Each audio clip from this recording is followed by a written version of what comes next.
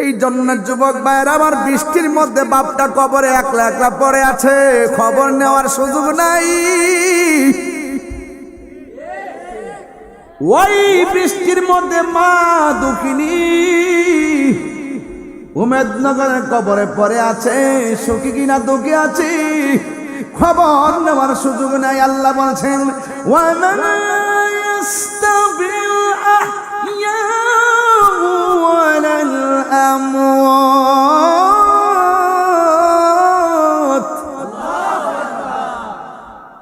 যারা জিন্দা যারা মুর্দা এক না রে, এক না।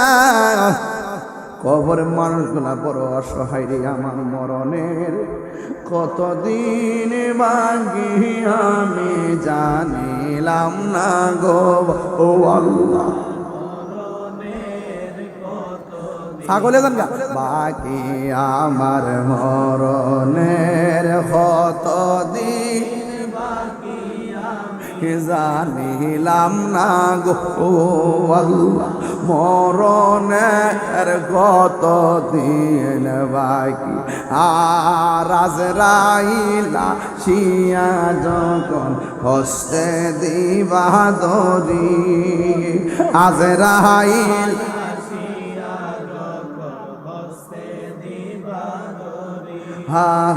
তখন আমার মনা ভাই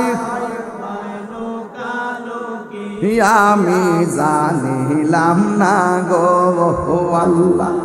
আমি আল্লাহরে কইছি, আল্লাহ আমার সন্তান রে এত কষ্ট করে লালন পালন করলাম, আমার সন্তান আমারে কষ্ট দিছে, তুমিও তারে কষ্ট দিও। আল্লাহ যে আমি পাগলনির দুয়াটা কবুল কইরা ফুলাডারে কষ্ট দিতেছে, আমার মতন খুশি আর কেউ নাই যে আমার আল্লাহ আমার ডাক শুনছে। চিৎকার মেরে কি আল্লাহু আকবার বলা যাবে না? নবী তো উম্মতের কান্নারি, আমার নবী ডাক দিয়ে কে আল্লাহ গো ও আল্লাহ, আমি আযাব দেখতেছি, মহিলাটা তো আযাব দেখে না, মেহেরবানি করে কবরটার মাটিগুলা সরাইয়া ওই কবরের আযাবটাকে দেখাইয়া দাও না। এবার কবরের দাজ্জালটা খুলে গেছে, এই ছানিটা যখন খুললা গেছে, ওই মুহূর্তে মা দেখতেছেন সন্তানটা জাহান্নামের আগুনে কাতরাইতেছে। ওই মুহূর্তে মা ডাক দিয়ে আল্লাহ আমার দোয়াই পুলার কবরে আগুন দিয়েছো, তবে আমার নবীর উসিলাই আমার পোলাডারে তুমি আযাব থেকে মুক্তি করে দাও। দেখছেন নি মা এমন একটা মা, হাজার কষ্ট দিলেও মা দুঃখিনী সেকেন্ডে ভুলে যায়। এই জন্য পোলাপান মারে কষ্ট দিয়া দক্ষিণে করে ঘুমায় রইছ, একটা বার পিছন দিকটা গিয়া কইবা আম্মা ভুল করেছি, অন্যায় করেছি, আজকে লাইলাতুল কদরের রাত, আজকে শবে বরাতের রাত, আজকে শবে মেরাজের রাত। ও মা তুমি যদি কষ্ট পাও তাইলে আল্লাহ আমারে ক্ষমা করতো না। আম্মা গো তুমি আমারে ক্ষমা করে দাও। দেখবেন মা দুঃখিনী আপনার জীবনে যত কষ্ট দিয়েছেন মা দুঃখিনী সব সেকেন্ডের ভিতরে ভুলে যায়, ঠিক কিনা? বাবা তুমি কেমন আছো ছোট মাটির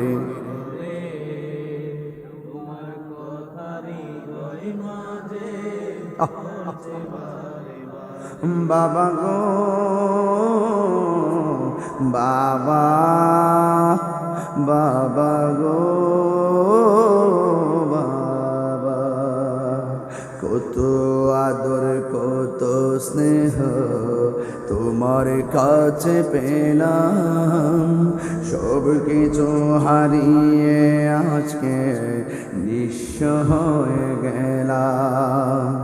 কত আদর কত স্নেহ তোমার কাছে পেলাম, সব কিছু হারিয়ে আজকে নিঃস্ব হয়ে গেলাম। ভালোবাসি তোমায় বাবা, বুকটা যে যাইছি রে, ভালোবাসি তোমায় বাবা,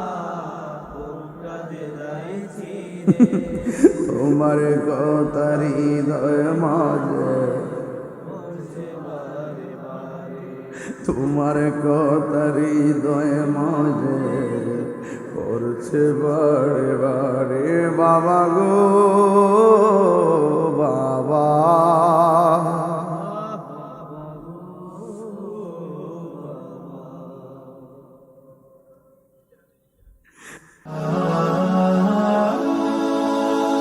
Birampur HD media, the Islamic YouTube channel.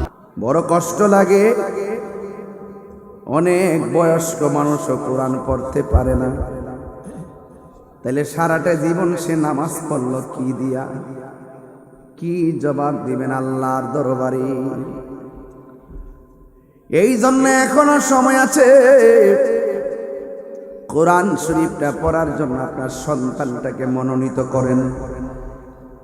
যে সমস্ত ছেলে কোরআনে হাফেজ হবে আর এই কোরআন অনুযায়ী নিজের জীবনকে গঠন করবে, আমার আল্লাহ রাব্বুল আলামিন তারে হাসরের ময়দানে আপন জনকে শাফাত করার সুযোগ দিয়ে দিবে। এই কোরআনটা এমন একটা গ্রন্থ,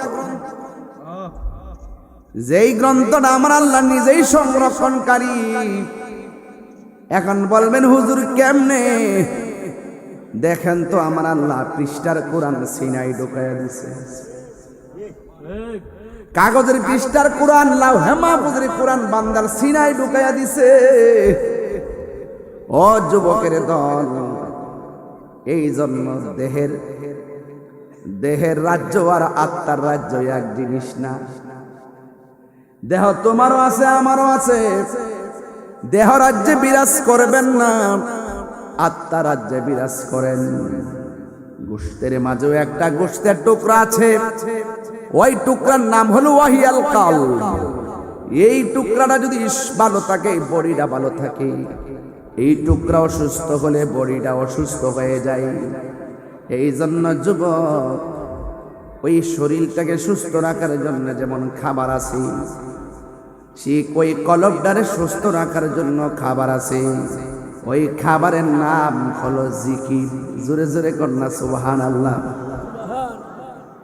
অনেকে মনে করে আল্লাহ আল্লাহ জিকির বুঝি জিকির, এর বাইরে বুঝি জিকির নাই। না না, আপনি জানেন না আমার আল্লাহ যে ইয়া আল্লাহ যেমন জিকির, ইয়া রহমান যেমন জিকির, ইয়া রহিম যেমন জিকির, এই নামগুলো 3000 নামের বাইরেও জিকির আছে। এখন বলবেন হুজুর কি জিকির?